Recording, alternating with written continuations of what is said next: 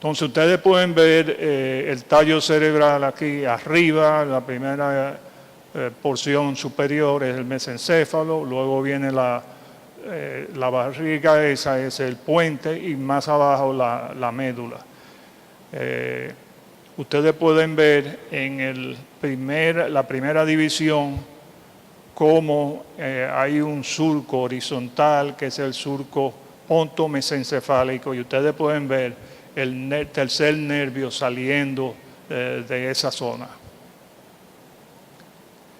El núcleo de ese nervio está localizado delante del agujero del acueducto. Ustedes pueden ver a la izquierda la zona rosada. Esa zona rosada es la sustancia gris acueductal, y más adelante se ven esos dos focos blancos que son los núcleos del nervio.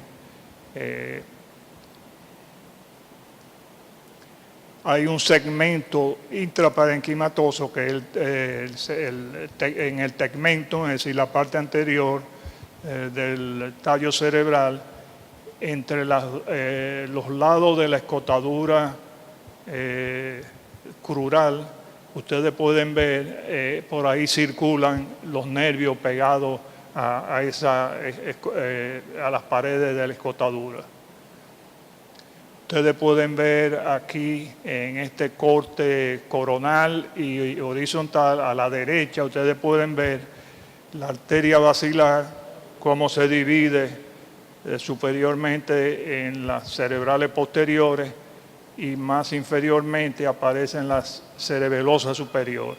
La bolita que está entre los dos, ese es el nervio oculomotor. Más hacia afuera se encuentra el nervio troqueral. Fíjense la proximidad que existe con la parte media del lóbulo temporal. Cuando hay herniación transtentorial, esos nervios son comprimidos. El nervio oculomotor tiene las fibras parasimpáticas en la superficie y son las primeras afectadas cuando hay compresión, ya sea por el cerebro desplazado o ya sea por un aneurisma en esa zona. Sobre todo la comunicante posterior está muy cerca de esa zona, y los aneurismas de esa arteria comprimen el nervio oculomotor. Esta es la porción cavernosa. A la izquierda, arriba, pueden ver un corte transversal, y pueden ver en amarillo el primero de arriba es el oculomotor. El segundo en la pared del seno es el nervio troclear. Entonces, fíjense en la arteria carótida en el centro del seno. El puntico amarillo a la izquierda es el abducen. El abducen no está en la pared del seno. El primero que aparece es el nervio oculomotor arriba. En la imagen de resonancia a la derecha, busquen esa zona, ustedes pueden ver en negro la arteria carótida, las bolitas que se ven arriba y abajo. Y hay algo muy importante que es aquí. Esta es la carótida. Fíjense aquí el nervio oculomotor. Tiene como un circulito blanco alrededor. ¿Ustedes saben lo que es eso? Eso es una vaina aracnoidea. Y puede verse a la izquierda, abajo, en colores, en azul, puede verse esa vaina subaracnoidea rodeando al nervio oculomotor, muy parecida e idéntica a la del nervio óptico. Es decir, que toda la patología que hay en el espacio subaracnoideo puede transmitirse a esa zona del nervio. Ustedes van a ver patología, que yo les voy a enseñar, una patología muy interesante de esa cisterna, así llamada, del nervio oculomotor. ese pequeño espacio subaracnoideo. Este es el nervio oculomotor ya dentro del globo ocular. Ustedes pueden ver cómo tiene un curso salida del tallo cerebral, el espacio cisternal y luego en el seno cavernoso. Y pueden ustedes ver cómo cuando entra ya a la órbita se divide en un ramo superior y uno inferior. Y pueden ver también adosado ahí mismo al nervio óptico el ganglio parasimpático. Esta es una vista axial donde pueden verse el nervio desde su origen en el tallo cerebral, cursando en los bordes de los pedúnculos cerebrales y cómo se dirige y se interna por debajo de la arteria cerebral posterior y luego se dirige hacia el seno cavernoso. Y desde ahí penetra en la órbita dando las ramas superior e inferior. El nervio troclear. Ese nervio, como ustedes saben, sale inmediatamente por debajo del colículo inferior y bordea la parte lateral del mesencéfalo e internándose en la llamada cisterna ambiens o perimesencefálica. El núcleo está, al igual que la del oculomotor, por delante de la sustancia gris perimesencefálica. Luego, el nervio se dirige hacia atrás, como ilustra este diagrama. Ustedes pueden ver desde adelante de la sustancia perimesencefálica, se dirige hacia atrás y se cruza por debajo de la sustancia gris para dirigirse al lado opuesto, rodeando el mesencéfalo.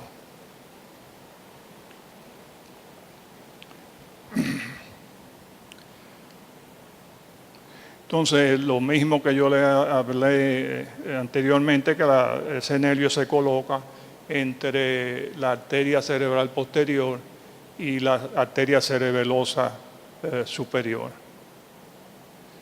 Fíjense aquí el nervio troclear, como se ve, saliendo detrás de los colículos y dirigiéndose hacia la cisterna perimesencefálica. Esta es otra imagen un poco más abajo.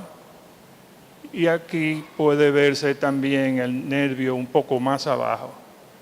Estos son cortes ya muy inferiores donde puede verse todavía un poquito del nervio. Estos son los cortes coronales y pueden verse las arterias. Lástima que no pueda enseñárselo con el pointer, pero aquí ustedes pueden ver la arteria cerebral posterior y el nervio estaría localizado aquí.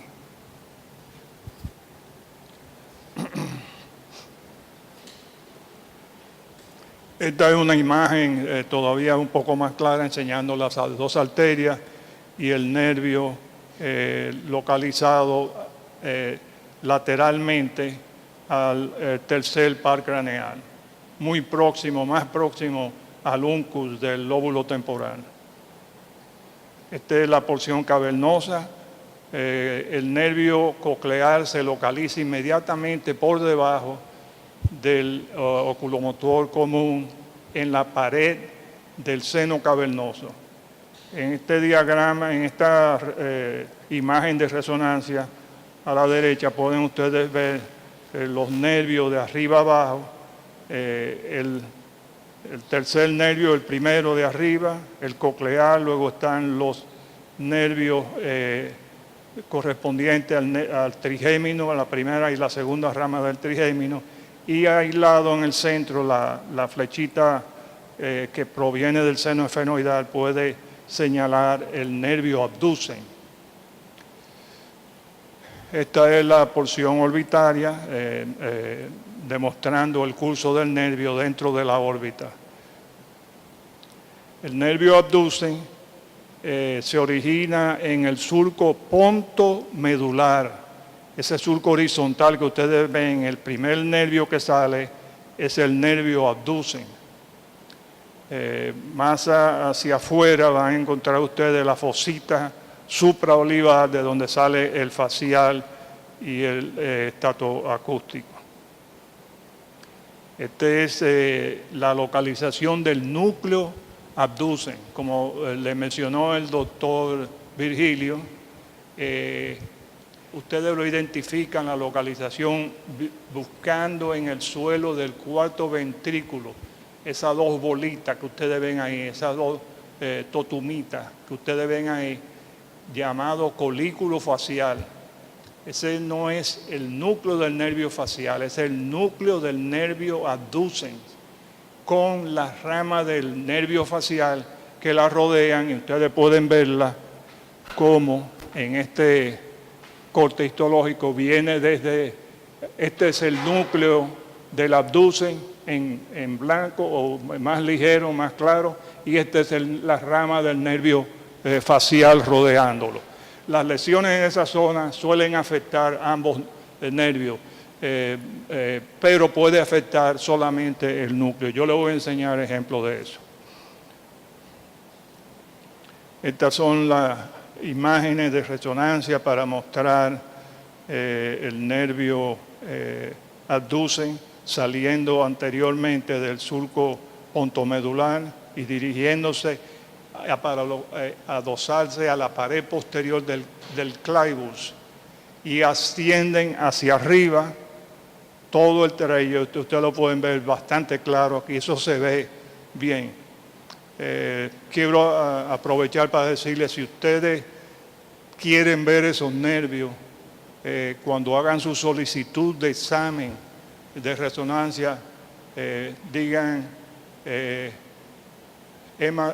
resonancia del nervio craneal tal y tal, usando la secuencia Fiesta, que es una secuencia de alta resolución de 2 milímetros. Esa secuencia lleva contraste, porque también hay que ver los vasos que están en la vecindad.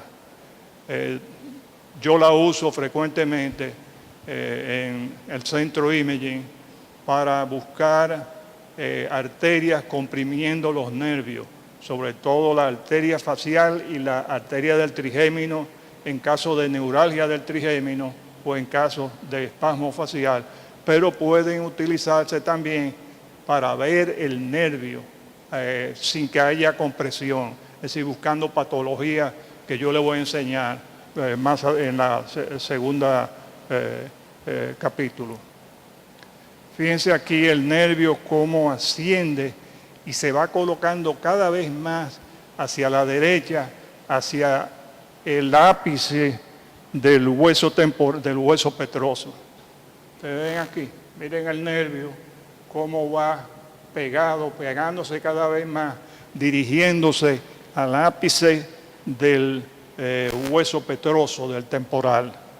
Ahí va a entrar en un pequeño espacio limitado por abajo por el hueso petroso, el ápice, y por encima por el nervio petroclinoideo, por el ligamento petroclinoideo. Ese espacio ahí se va a llamar el canal de Dorelo, y las patologías que afectan esa zona van a comprimir el nervio ahí mismo. Yo les voy a enseñar ejemplos. Fíjense aquí la pequeña cisterna que se forma en la imagen de la izquierda. Se ve un poquito hiperintensa porque tiene un poquito líquido cerebroespinal, y fíjense cómo el nervio penetra en esa zona. Ese es el canal de Dorelos, con un poquito de líquido cefalorraquídeo. Aquí puede verse ya el poro de entrada del nervio abducen ya en el seno cavernoso. Puede verse muy bien también en los cortes sagittales. Ustedes pueden ver el nervio cruzando desde la pared, desde el borde inferior de la barriga del puente, como se dirige hacia adelante. Se puede ver muy bien en los cortes de secuencia T2, especialmente si uno hace la secuencia fiesta. Fíjense otro ejemplo, claro, se ve clarito. En el seno cavernoso, luego que discurre ese largo trayecto cisternal en el espacio subaracnoideo, penetra en el seno cavernoso y se localiza, como les dije, por debajo de la arteria carótida. Ustedes van a poder ver la arteria carótida en el centro del seno cavernoso y ahí está el nervio abducen. ¿Qué nos dice esto? Que el nervio abducen es muy sensible a presiones, a neurisma, a fístula de carótido cavernosa. Y también su largo discurrir en la base adosado al clivo y al hueso petroso es muy sensitivo a trauma, a procesos infecciosos, meningios, etc. Es decir, de todos los nervios, los que tienen más predisposición a sufrir y presentarse con una parálisis del nervio es el abducen.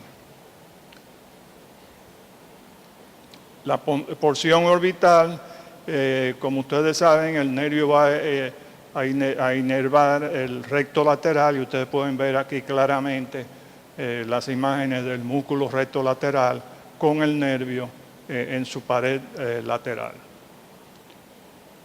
Bien, con esto yo termino la parte de anatomía. Vamos a pasar a la patología, donde les voy a enseñar unos casos muy interesantes. ¿Alguna pregunta?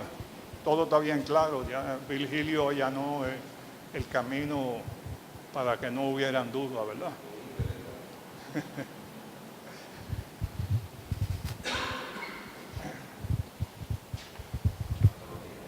Sí, patología.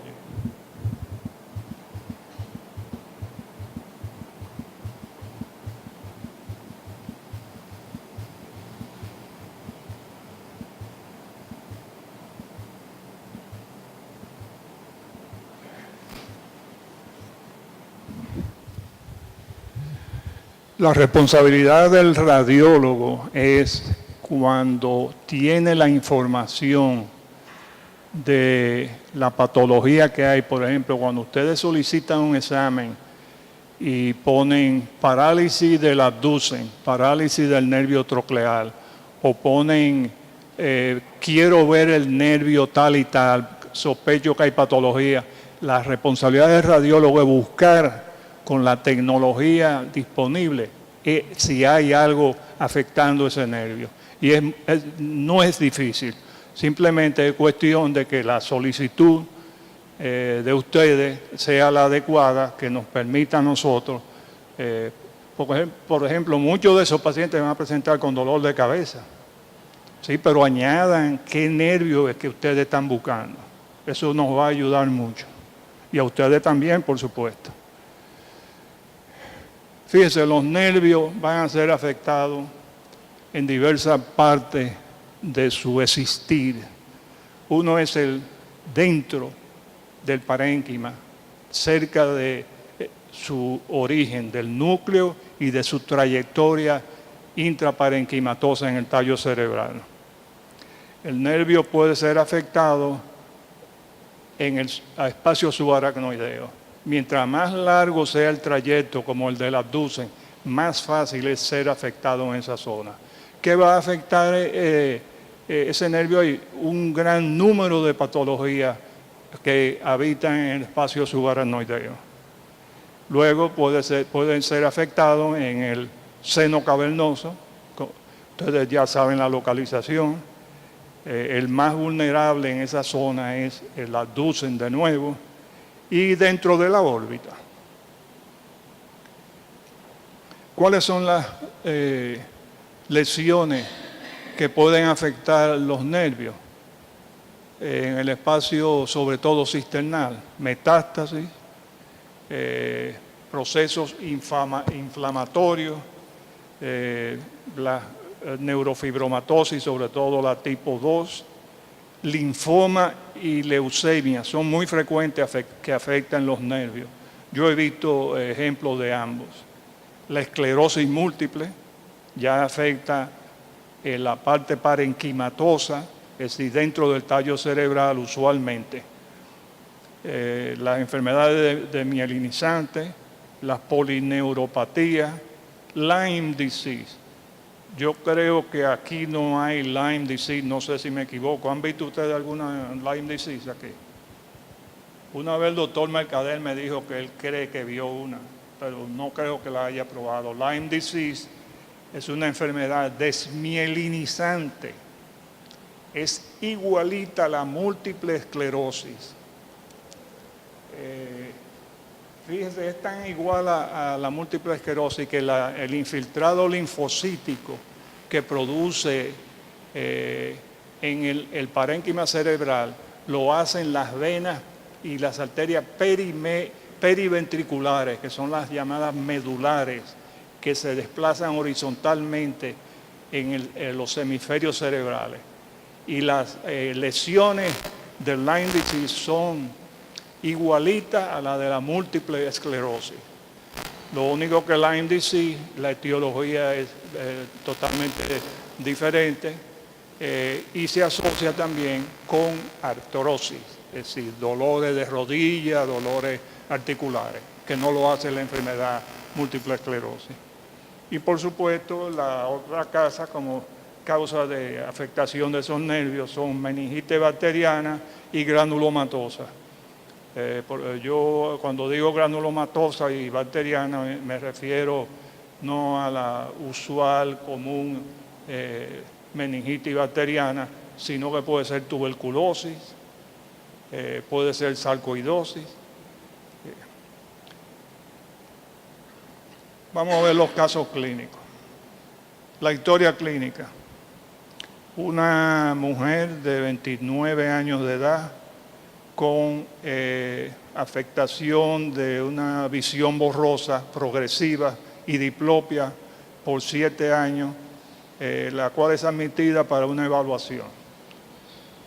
El examen oftalmológico, el examen neurológico demostró que había una lesión del tercer par, una parálisis del tercer par.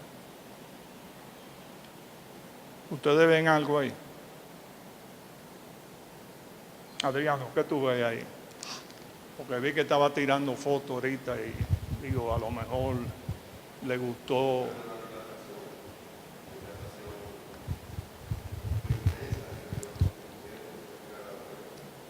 Y fíjate en la imagen de la izquierda, ahí se ve una bolita blanca, ¿verdad?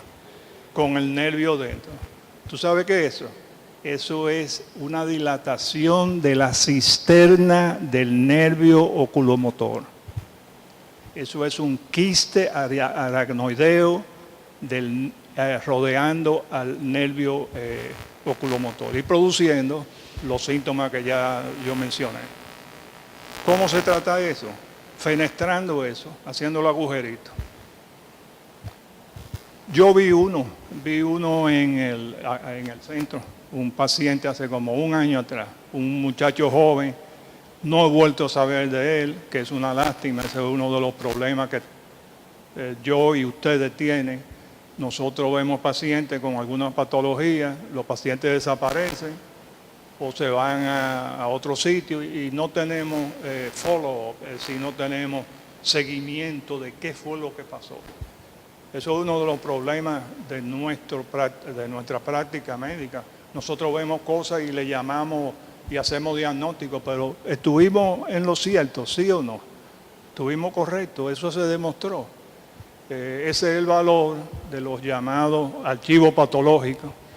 A Virgilio le gustaba mucho uno que yo tenía en el hospital hace tiempo, donde yo guardaba todos los casos patológicos interesantes, yo los guardaba. Yo lo sigo haciendo en mi centro. Sí, ahora tengo la ventaja de que es digital. Yo guardo todo digital, todo lo que yo veo anormal, Muchos de ellos yo estoy muy consciente de lo que es, pero no tengo el seguimiento, porque no hay feedback, no hay retroalimentación. Así que este es un quiste aracnoideo y como le dije, comprime el nervio, depende del tamaño. Hay unos que son más grandes que estos. El que yo vi era pequeñito, igual que ese. No he vuelto a saber más del paciente. Y como le dije, se trata fenestrando, haciéndole agujero al quistecito. Este es otro paciente. Este es un paciente de 50 años de edad con parálisis del tercer nervio izquierdo. Ahí ven ustedes algo más obvio, ¿verdad? Eso es una lesión que toma contraste, como ustedes pueden ver ahí, una lesión redondeada en el curso de la porción cisternal del nervio oculomotor. Un schwannoma.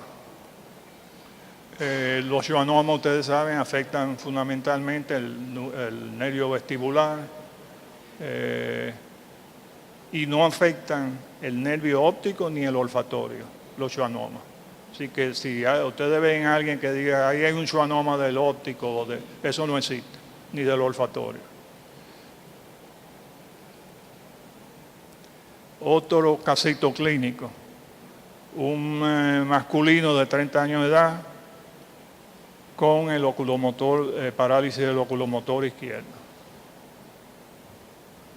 ¿Ven ustedes algo? Bruno, a ti que te gusta la neuroradiología, ¿tú ves algo? Busca el núcleo del nervio oculomotor. Mira a ver qué está pasando en esa zona.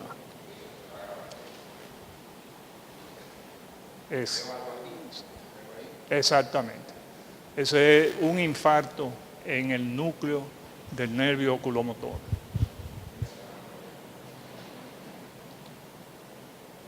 La imagen de abajo a la izquierda es una difusión, que es la que nos ayuda bastante, y el flare arriba a la derecha.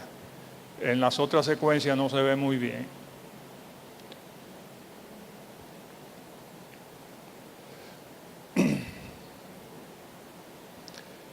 Otro casito clínico, femenina de 51 años. Esto es bilateral, la parálisis es bilateral, miren lo que tiene.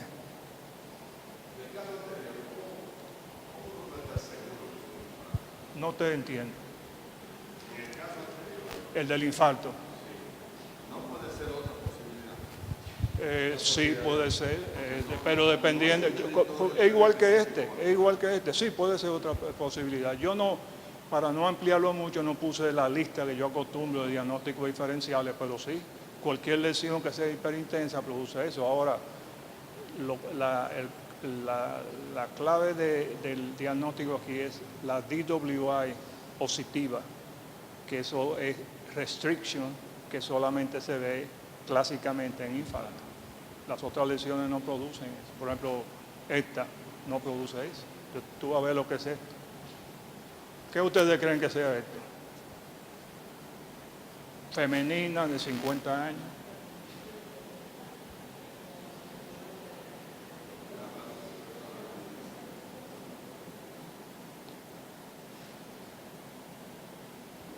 Si hubiera sido más chiquito, se hubiera visto, como dice, correlacionando con la pregunta de Adriano. Sí, múltiple esclerosis puede enseñarte lo mismo de la otra, pero no en la difusión. Este es otro casito clínico, 63 años, masculino, con estos dolores no posicional, no pulsátil, de 8 meses de duración. El dolor de cabeza se ha aumentado recientemente y es refractorio a los medicamentos comunes, y también ha sufrido de transient diplopia.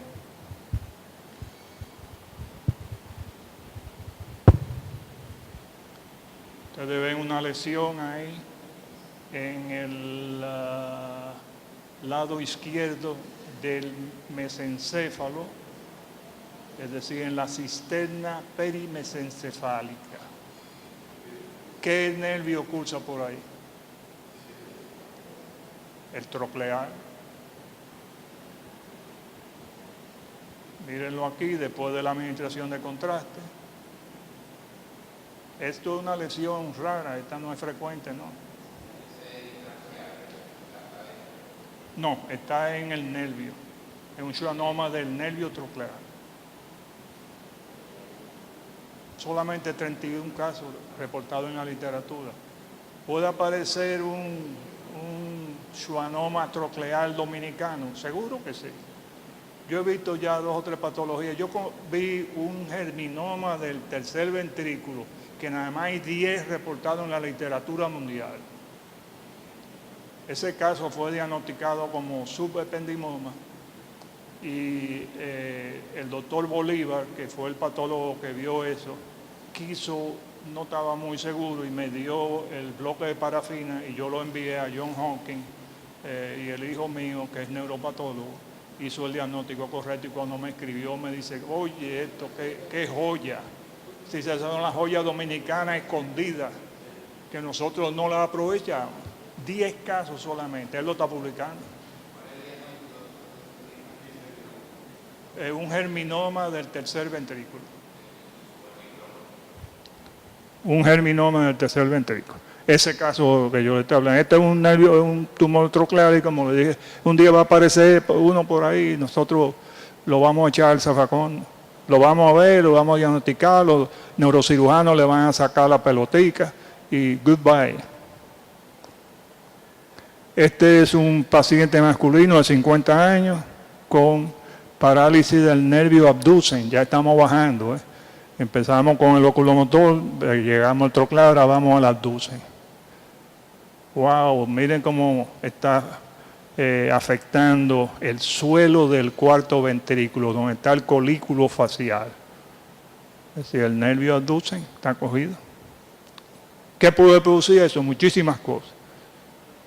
Atestiguando más la pregunta de Adriano anteriormente de que en esa zona puede aparecer muchísimas cosas. Un linfoma primario es común, no es raro.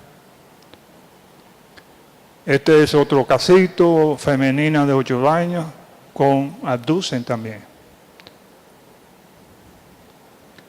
Mira esto es raro, esto yo no esperaba que iba a hacer el diagnóstico. Se ve una lesión pontina donde hay hiperintensidad difusa, mal definida, y luego en la administración de contraste T1 se ve un vaso ahí. El vasito tiene unas ramitas internas más profundas que parecen una cabecita de medusa, ¿verdad? Eso es un developmental venous anomaly, una anomalía venosa de desarrollo. Otro caso, 65 años, masculino. Este es muy interesante. Me gustaría que ustedes me dijeran si conocían esto. Virgilio, ¿qué tú crees de eso?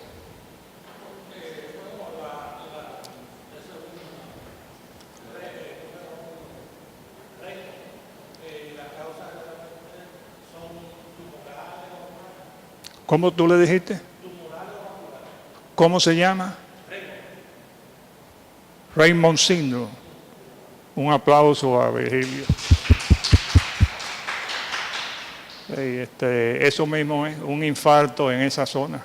Miren dónde se localiza. Ahí está el nervio y la pirámide corticoespinal. Femenino, 60 años. Este paciente tuvo una cirugía para glioblastoma. No sé si quizá Adriano ha visto casos de esto. Lo que se ve aquí, esto es una secuencia especial que se llama gradient.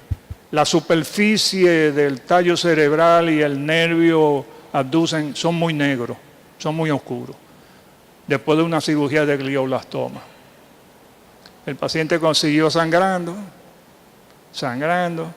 y depositó hemosiderina en la superficie. ¿Cómo se llama? Del tallo cerebral. Esa hemosiderina es dañina, daña los nervios, pero no solamente que ustedes están viendo ahí, sino esos nerviositos, sobre todo los estatoacústicos, le gusta dañar a eso. Los pacientes presentan con sordera. Superficial siderosis. Sí, hemosiderina depositada en la pía. Estas son las clínicas, que fíjense todas las cosas que produce eso. Muchas veces tú operas a un paciente y tú dices, pero ahí no hay tumor, ni hay... Yo saqué todo y todo el posoperatorio fue bien. Y mira todo problema que tiene clínico. Investiga a ver si tiene depósito de sangre en la pía. Otro caso, masculino, 45 años, con una parálisis intermitente de varios nervios craneales, incluyendo el sexto. ¿En qué se ve ahí? Las meninges son muy hiperintensas después de contraste y engrosadas. Eso se llama hypertrophic pachymeningitis. ¿Qué produce eso? Una gran cantidad de patología. Es decir, engrosamiento de la meninge, grosera, que obliteran todo. Masculino de 57 años, tiene diabetes y una parálisis. ¿Qué hacen los pacientes con diabetes y afectación de nervios? ¿Qué es lo que tiene? Virgilio, ¿qué tú crees? Fíjense a la izquierda antes de contraste y a la derecha después de contraste. Realce, es decir, está inflamado ese nervio. Neuropatía diabética.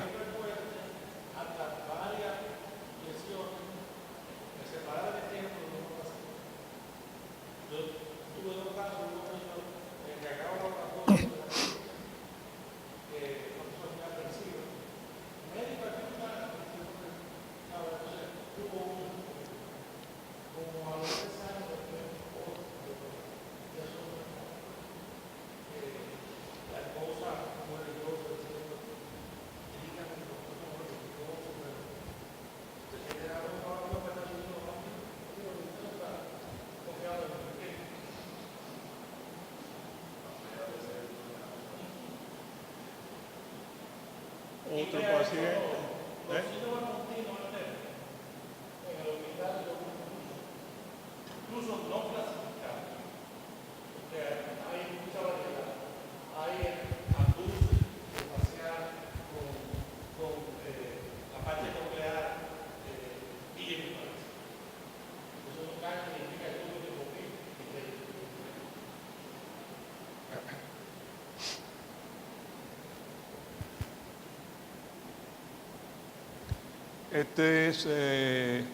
Aducen parálisis y dolores de cabeza, masculino de 35 años.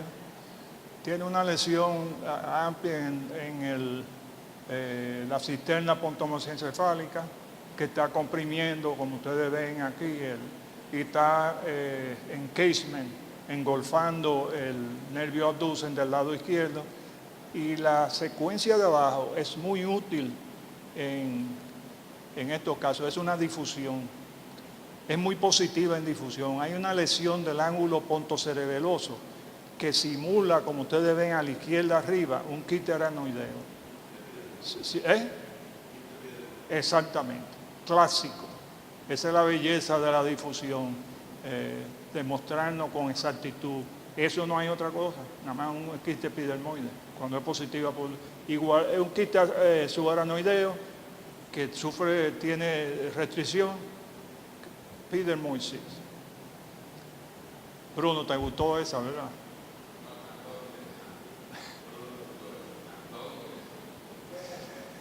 Vámonos con este le va a gustar a Virgilio. Virgilio, ¿te va a gustar eso? Tú sabes lo que es. 67 años, parálisis del septo, dolor ocular, diplopia, otorrea. ¿Cómo?